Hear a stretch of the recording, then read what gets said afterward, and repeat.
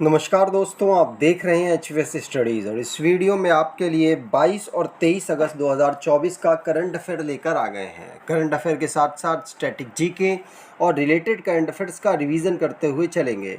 अगर आप इस चैनल पर पहली बार आए हो तो चैनल को सब्सक्राइब कर लीजिएगा। वीडियो अच्छी लगी तो वीडियो लाइक करके ज़रूर जाइएगा। लास्ट में आपके लिए क्विज़ रखा है, उस क्विज़ को ज़रूर सॉल्व कीजिएगा। चलिए बात करते हैं लास्ट डे के क्विज़ की। लास्ट डे आपसे क्वेश्चन पूछा गया था, recently Paetong Paetongtarn Shinawatra became the youngest prime minister of which country. तो हाल ही में पेंटांग टॉर्न सिनावात्रा किस देश की सबसे युवा प्रधानमंत्री बने हैं? आंसर थाईलैंड के सबसे युवा प्रधानमंत्री बने हैं। आप सभी ने आंसर सही दिया था और डिटेल में दिया था। आज के पहले क्वेश्चन की बात करें। पहला क्वेश्चन है, which country prime minister Fumio Kishida announced his resignation in August 2024। तो किस देश के प्रधानमंत्री फूमियो किसीदा ने अगस्त 2024 में अपने इस्तीफे की घोषणा कर दी है? और ये घोषणा जापान के प्राइम मिनिस्टर के द्वारा की गई है। तो जापान के प्राइम मिनिस्टर फूमियो किसीदा ने रेजिग्नेशन यहाँ पर दे दिया है 14 अगस्त को। और ये जो कि आने वाले जो इलेक्शन है उसमें भी अब पार्टिसिपेट नहीं करेंगे एज अ लीडर। फूमियो किसीदा जो कि हिरोशिमा से बिलोंग करते हैं, जापान जिसकी कैपिटल टोक्यो है, नारुहितो यहाँ के राजा हैं, येन यहाँ की करेंसी है और एक एशियाई देश है जापान। अब अपॉइंटमेंट से रिलेटेड जो इंटरनेशनली करंट अफेयर्स बने हैं उनको रिवाइज करते हैं। पहला क्वेश्चन पढ़ लिया। दूसरा, पेंटोंग टॉर्न सिनावात्रा ये 37 ईयर के हैं और यंगेस्ट थाईलैंड के प्राइम मिनिस्टर बने हैं। रवांडा के पॉल कगामे नए प्रेसिडेंट बने हैं और चौथी बार इन्होंने इस पद के लिए शपथ ली है। Zambia 4 time foreign office consultation India के साथ लुसाका में ऑर्गेनाइज कर रहा है। Ivory Costa UN water conservation जिसको 1992 में फाउंड किया गया, इसके 10वें अफ्रीकन कंट्री के रूप में ये जुड़ा है। और इब्राहिम इस्कंदर नए किंग बने हैं मलेशिया के। रॉबर्ट मेट्सोला यूरोपियन पार्लियामेंट में प्रेसिडेंट के रूप में री इलेक्ट हुए हैं। अगला question, who has been named as the chef de mission of the Indian continent for the Paris Paralympic 2024। तो पेरिस पैरालंपिक 2024 में चेफ डी मिशन कौन नियुक्त हुए हैं? तो अगर ओलंपिक की बात करें, पेरिस ओलंपिक की, तो उसमें गगन नारंग नियुक्त हुए थे। लेकिन अगर पैरालंपिक की बात करें तो पैरालंपिक में नियुक्त हुए हैं Satya Prakash Sangwan chef D mission. और ये काम क्या करेंगे? तो प्रोत्साहन का काम होगा। जो पैरालंपिक में पार्टिसिपेट करने वाले प्लेयर्स हैं उनको ये प्रोत्साहित करेंगे, इनका यही काम होगा। और पैरालंपिक कमेटी जो भारत की है उसके द्वारा सत्य प्रकाश सांगवान को चेफ डी मिशन इंडियन दल के लिए यहाँ पर नियुक्त किया गया है। और 84 पैरा एथलीट यहाँ पर भारत का रिप्रेजेंटेशन पेरिस पैरालंपिक में करने वाले हैं। हर ओलंपिक के बाद, चाहे वो विंटर हो चाहे वो समर हो, तुरंत उसके बाद पैरालंपिक 1960 से लगातार कराया जा रहा है। अब स्पोर्ट्स से रिलेटेड जो क्वेश्चंस बने हैं उनको रिवाइज करते हैं। पहला क्वेश्चन सत्य प्रकाश सांगवान वाला पढ़ लिया। दूसरा, हॉकी इंडिया जिससे पीआर सरजेस ने रिटायरमेंट की घोषणा कर दी है गोलकीपर के रूप में, और अब वो नए चीफ कोच बने हैं Indian junior men's hockey team के। जेवलिन थ्रो करने वाले नीरज चोपड़ा ये सिल्वर मेडल यहाँ पेरिस ओलंपिक में जीते हैं। और टोटल भारत को 6 मेडल पेरिस ओलंपिक में मिले हैं, जिनमें 5 ब्रॉन्ज मेडल और 1 सिल्वर मेडल शामिल है। सऊदी अरेबिया ये पहली बार ओलंपिक ई स्पोर्ट्स गेम्स को 2025 में होस्ट कर रहा है। और शौर्य भावा ये bronze medal WSF world junior squash championship 2024 में जीते हैं। अब अब जो भी अगर आप कोई ई बुक परचेज़ करना चाहते हैं तो डिस्क्रिप्शन बॉक्स में लिंक है, वहाँ से ई बुक परचेज़ कर सकते हैं। अगला question, National Geo Science Award have been instituted by which ministry? तो राष्ट्रीय भूविज्ञान पुरस्कार किस मंत्रालय द्वारा स्थापित किए गए हैं? तो ये मिनिस्ट्री ऑफ माइंस के द्वारा जो नेशनल जियो साइंस अवार्ड है वो स्थापित किए गए, और ये अवार्ड प्रेसिडेंट द्रौपदी मुर्मू जी के द्वारा राष्ट्रपति भवन में दिए गए हैं 20 अगस्त को, और इसको मिनिस्ट्री ऑफ माइंस के द्वारा यहाँ पर इस अवार्ड को स्थापित किया गया, जो कि कोई भी पर्सन गवर्नमेंट ऑफ इंडिया के लिए जियो साइंस की फील्ड में बेहतर काम करते हैं उनको ये अवार्ड दिया जाता है।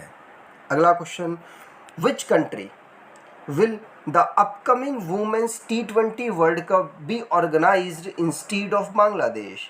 तो आगामी महिला T20 विश्व कप बांग्लादेश के बजाय किस देश में आयोजित किया जाएगा? तो T20 जो महिला विश्व कप है वो बांग्लादेश में ऑर्गेनाइज कराया जाना था, लेकिन वहाँ पर जो स्थिति है वो अच्छी या नॉर्मल नहीं चल रही है, जिसके कारण बांग्लादेश से अब T20 विश्व कप जो महिलाओं वाला है उसको शिफ्ट करके यूएई में कर दिया गया, यूनाइटेड अरब एमिरेट्स में अब इसे ऑर्गेनाइज कराया जाएगा। ठीक, तो इंटरनेशनल क्रिकेट काउंसिल के द्वारा जो आने वाला वुमेन्स T20 वर्ल्ड कप है वो बांग्लादेश की बजाय यूएई में ऑर्गेनाइज कराया जाएगा, और इसकी शुरुआत 3 अक्टूबर से होगी इसी साल। यहाँ पर अगर वुमेन्स T20 वर्ल्ड कप की बात करें तो 2009 में इसे पहली बार ऑर्गेनाइज कराया गया, पुरुषों वाला 2007 में पहली बार ऑर्गेनाइज कराया गया था, और यहाँ पर भारत जो एक ही बार इसको जीत पाया, एक भी बार इसको जीत नहीं पाया है। एक बार ऐसी कंडीशन रही जब इसको रनर अप के रूप में भारत ने फिनिश किया है। भारत ने इसे अभी एक ही बार 2016 में अपने यहाँ पर होस्ट किया था। अगला question, who has been recently appointed by HCL Technologies as the new CFO? तो हाल ही में HCL Technologies के ने अपना नया CFO किसे नियुक्त किया है? तो ये नियुक्त किया है किसको?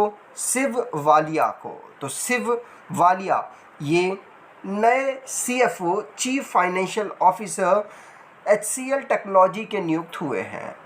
शिव वालिया ने प्रतीक अग्रवाल को यहाँ पर रिप्लेस किया है।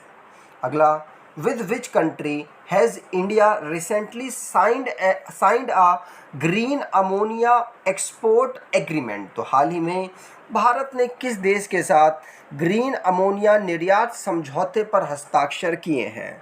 तो ये भारत ने रिसेंटली में ये जापान के साथ साइन अप किया है। तो भारत और जापान के बीच में अभी green ammonia export agreement sign up हुआ है। भारत की तरफ से जो एनर्जी मिनिस्टर है रिन्यूएबल के, प्रहलाद जोशी, इस ओकेशन को लीड कर रहे थे, और सोजित कॉरपोरेशन जापान की तरफ से लीड कर रहा था। अगला, which Indian has recently received A+ rating in the global finance central banker report card? तो हाल ही में global finance central banker report card में किस भारतीय को A+ रेटिंग मिली है? तो ये मिली है किसको? शक्तिकांत दास को। या RBI के 25वें नंबर के गवर्नर हैं, इनको A+ की रेटिंग अभी global finance central banker report card के द्वारा दी गई है। और ये जो report card central banker report card है ये 1994 से लगातार इशू हो रहा था, और इस बार भारत के RBI के गवर्नर शक्तिकांत दास को ये जो रिपोर्ट कार्ड है वो मिला है। Recently which airport became the first Indian airport to achieve net zero carbon emission airport status? तो हाल ही में कौन सा हवाई अड्डा नेट जीरो कार्बन उत्सर्जन हवाई अड्डे का दर्जा हासिल करने वाला पहला भारतीय हवाई अड्डा बना है? तो ये कौन सा इंदिरा गांधी इंटरनेशनल एयरपोर्ट ये बना है, और इस ये जो अगर हम कहते हैं नेट जीरो कार्बन एमिशन, तो अपने यहाँ से ऊर्जा के लिए ये जितना कार्बन उत्सर्जित करता है उतना ही कार्बन ये अन्य माध्यमों से एब्जॉर्ब भी करता है। मतलब ये अपने यहाँ से 0% कार्बन उत्सर्जित करता है, मतलब बिल्कुल इक्वल कर देता है, इसीलिए कार्बन न्यूट्रल इन्हें कहा गया है। और जितनी भी एनर्जी है वो रिन्यूएबल एनर्जी के माध्यम से ये प्राप्त कर रहा है। और भारत का जो टारगेट है 2030 तक जो एयरपोर्ट्स हैं उनको नेट ज़ीरो कार्बन एमिशन बनाना। अगला, recently where was the first policy maker forum inaugurated, तो हाल ही में प्रथम नीति निर्माता फोरम का उद्घाटन कहाँ किया गया है? तो ये पहली पॉलिसी मेकर फोरम का उद्घाटन नई दिल्ली में, भारत की कैपिटल नई दिल्ली में किया गया है।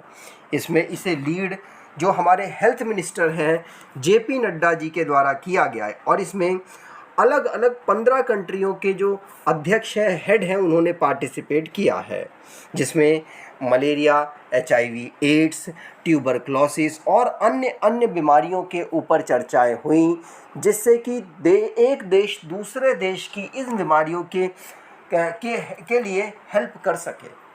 अगला, which state government recently launched मुख्यमंत्री बाल पौष्टिक आहार योजना, तो हाल ही में किस राज्य सरकार ने मुख्यमंत्री बाल पौष्टिक आहार योजना शुरू की है? तो ये हिमाचल प्रदेश के द्वारा मुख्यमंत्री बाल पौष्टिक आहार योजना को शुरू किया गया है। और हिमाचल प्रदेश इसके माध्यम से, इस स्कीम के माध्यम से बच्चों को फ्रूट्स और बॉइल्ड एग जो नर्सरी से 8वीं क्लास के हैं उनको यहाँ पर देने की अनाउंसमेंट की गई है स्कूल टाइमिंग में। अब हिमाचल प्रदेश की बात करें तो यूनियन टेरिटरी के रूप में 1956 को फाउंड किया गया। नया राज्य इसे 1971 में बनाया गया। इसकी कैपिटल शिमला समर की धर्मशाला विंटर की है। 12 इसके डिस्ट्रिक्ट गवर्नर शिव प्रताप शुक्ला हैं। Chief minister Sukhvinder Singh Sukhu, chief justice Mamidanna Satyaratna Shri Ramachandra Roy हैं। लेजिस्लेचर इसकी यूनिकैमरल जहां पर 68 सीट्स, लोकसभा में 4 और राज्यसभा में यहाँ 3 सीट्स आती हैं। अब लास्ट डे के करंट अफेयर्स को रिवाइज करें तो पेंटोंग टर्न सिन्नावात्रा ये यंगेस्ट प्राइम मिनिस्टर थाईलैंड के बने हैं।